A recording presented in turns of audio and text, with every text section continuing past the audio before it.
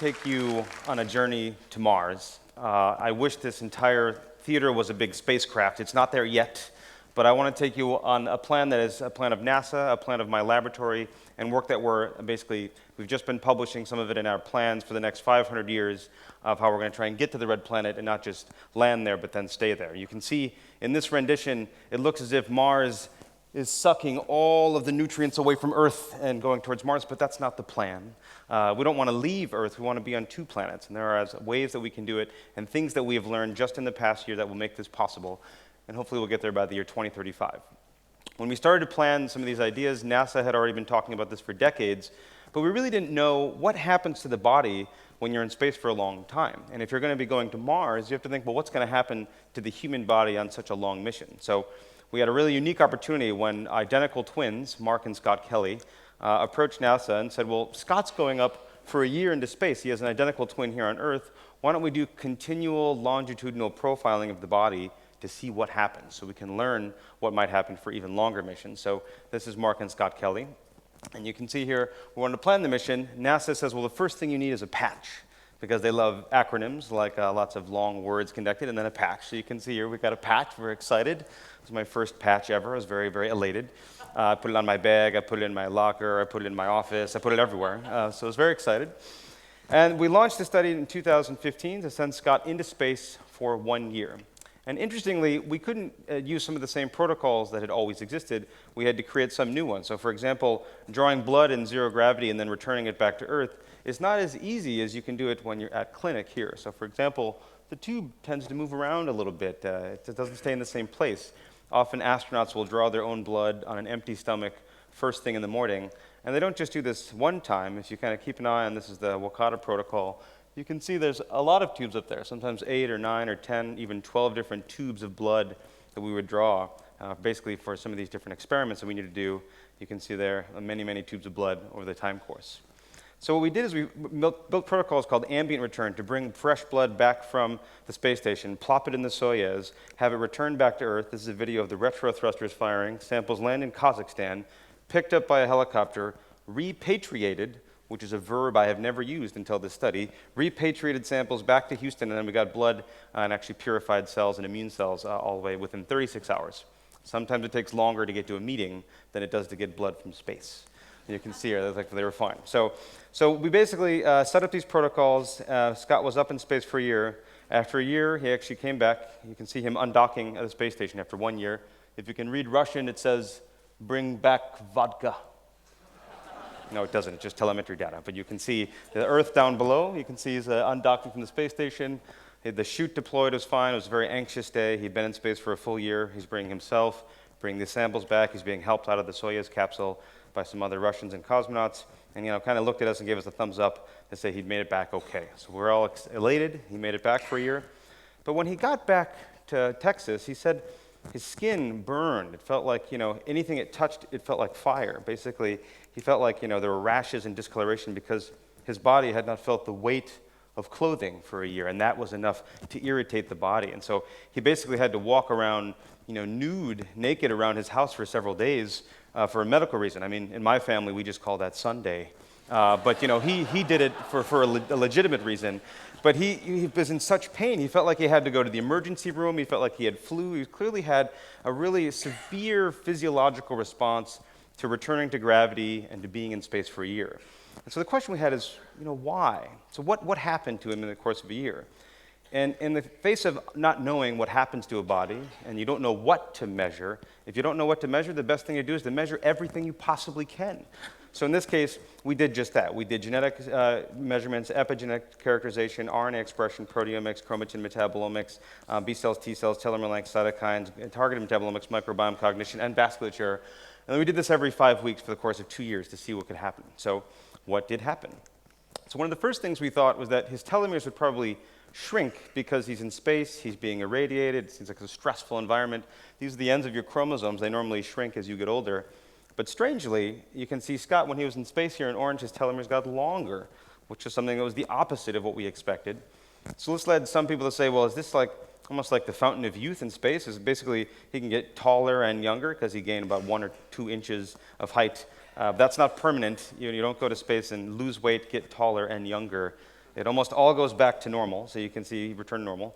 But he did travel closer towards the speed of light. So is it kind of like you might be wondering, like Interstellar, like the movie where he went close to a black hole and lost years of his life? So I did the math once on the way to Houston. If you look at Einstein's time dilation equation and calculate it across about 400 kilometers over the course of a whole year, he did gain 0.1 seconds on all of us. So he did relativistically get a little bit younger. But we don't think that's the biggest factor in this study. But he is technically younger than all of us on Earth because he was closer to the speed of light for 1 year. But we did see other things that change. So we all have thousands of genes that change generally every day. And you could see here these bursts of yellow and purple, all these genes changing when he got to space.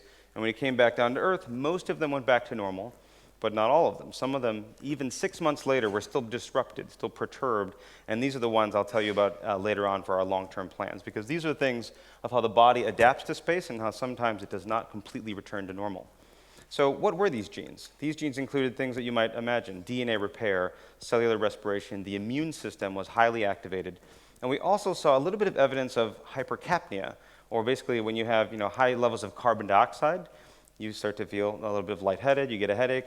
Scott complained about this in his book. He said he got headaches because of all sometimes carbon dioxide.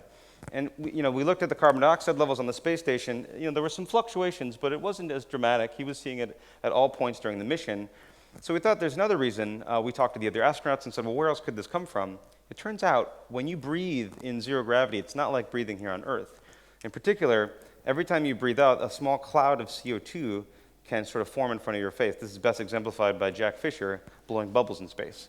So you can see here, it'll create a small cloud of carbon dioxide that stays by your face unless you have a fan. So we think this might also be some of what we're measuring physiologically in the blood you can see happening inside of his body, some of the sort of clouds of carbon dioxide.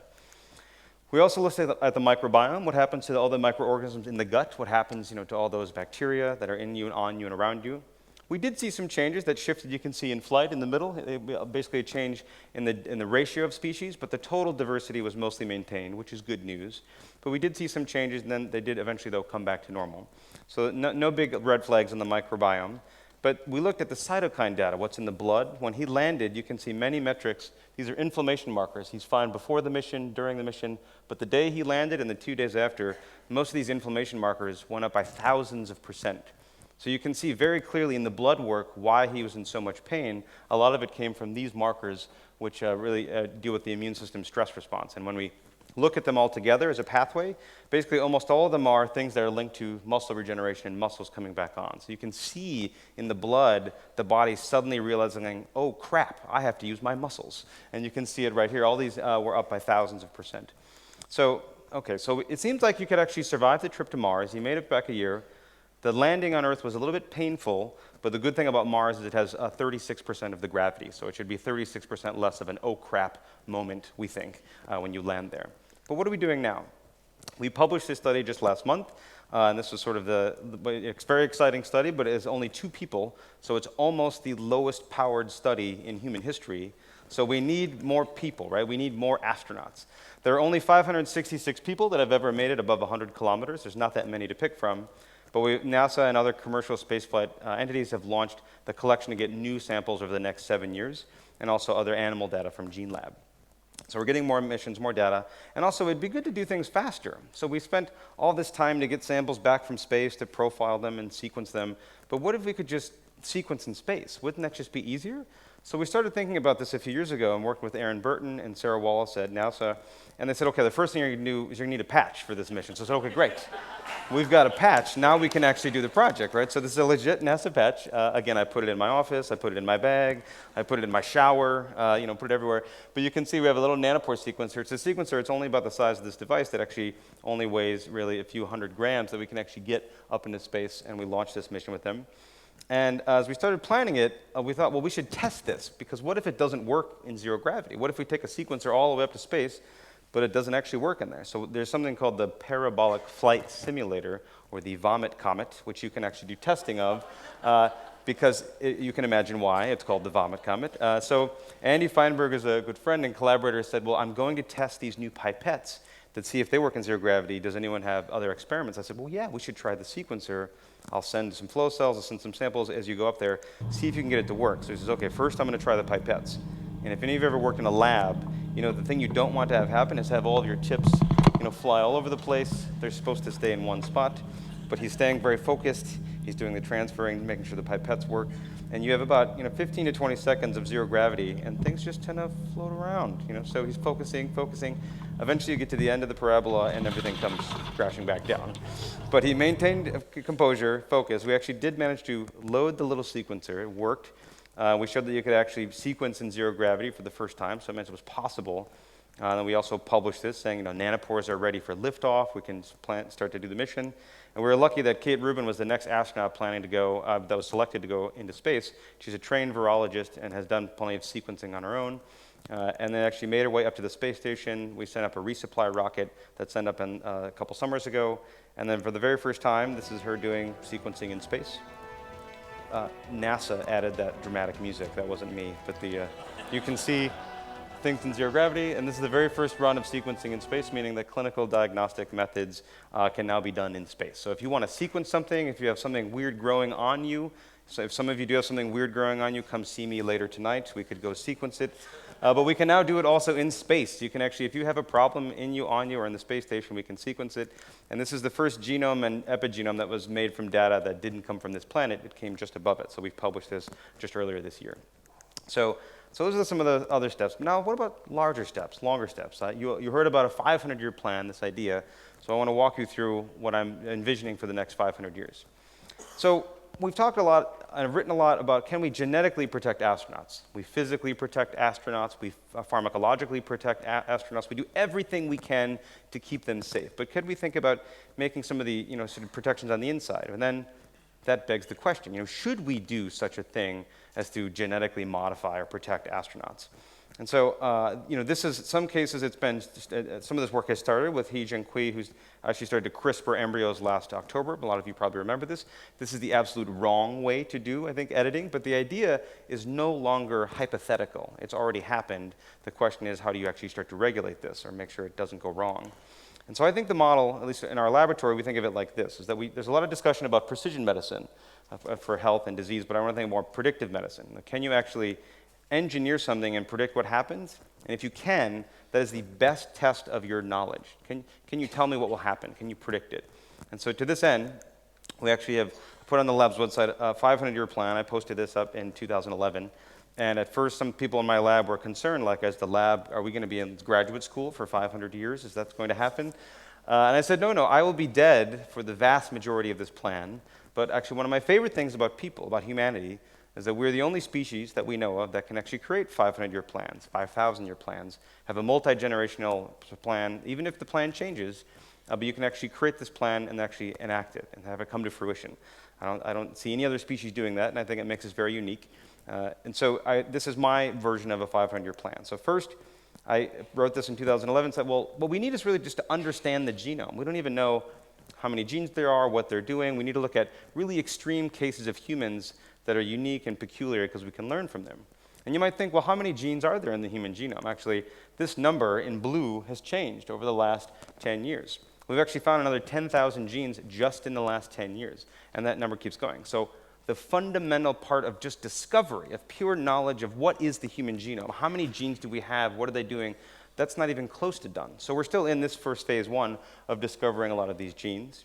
We've also, I imagine doing first steps of synthetic biology. And just last week, and you just heard in the talk earlier, but just a couple talks ago, is this idea of building genomes from scratch is no longer science fiction. Just last week, an entirely new bacteria with different fundamental elements of the codons or their regulatory structures of carrying information was just published. So it's now actually kind of happening. And in phase two, I think, is what's ahead of us. In the next couple decades, we will start to integrate these new elements into mammalian genomes. We'll have more astronauts, which I've told you about, and we'll start to be able to test more things on more cells floating in space. And also, we can get boots on Mars. So what this looks like is all of these genes that I told you change, we can now look and see if we can modify them, slightly change them, see if we can protect astronauts a bit genetically. And also, there'll be a rover that goes on Mars in 2020. So we can actually go get rocks from Mars and bring them back in 2027. And if you think about having people land on Mars, what would it look like? We actually know what that looks like. So when the Curiosity rover turned back its camera to look at the Earth a couple years ago, this is actually what it looks like. That's what Earth looks like if you're standing on Mars. It's pretty small, right? but we know what it'll look like. And so this I think, will be in the next 20 years, there will be some human being on Mars that sees this very site. And so in phase 3 is a bit past that. So think about what armor can we give to human cells? Well, what do we know so far? We know that if you add extra p53, that's a way the guardian of the genome that protects DNA from too much damage, it can decrease your risk of cancer by 3 to 5-fold. So maybe we add more p53. This has been done by evolution in elephants, and they have a lower risk of cancer. And we've actually begun to do this in cell lines, and you can see some of it's published here. Or what about tardigrades? These are these things called water bears. They can survive in the vacuum of space and then come back in, rehydrated, and start to crawl around, much like me after I've been drinking too much, generally. But they can do the same thing.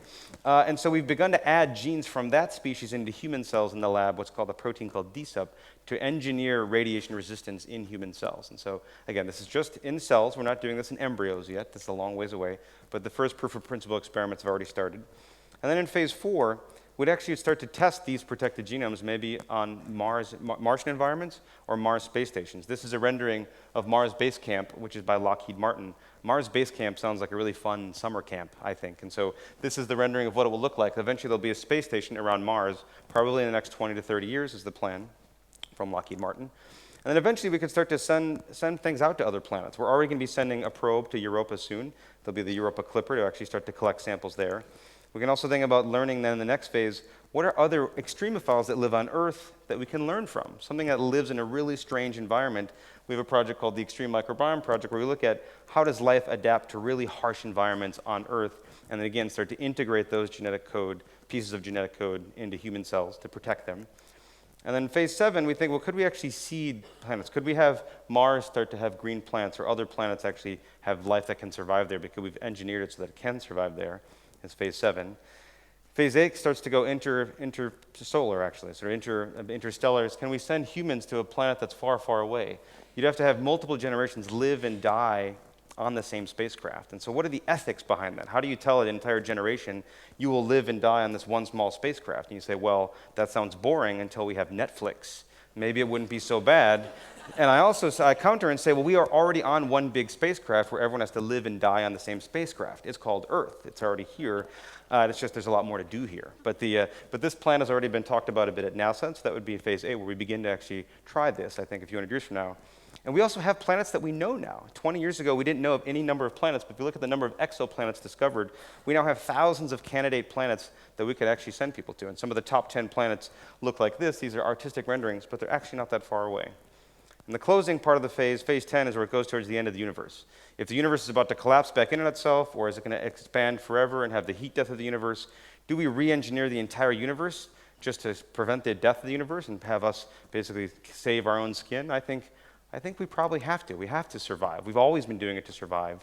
Because really, we're the only species that has a concept of extinction. So that means I think it's our duty to ourselves and to also all other species to be the shepherds for life, not only ours, but also anything that we depend on, and that we're the only ones that know they can all go away. So when we think back to this first slide, we think about the hubris and the idea of engineering an entire planet or monitoring an entire planet.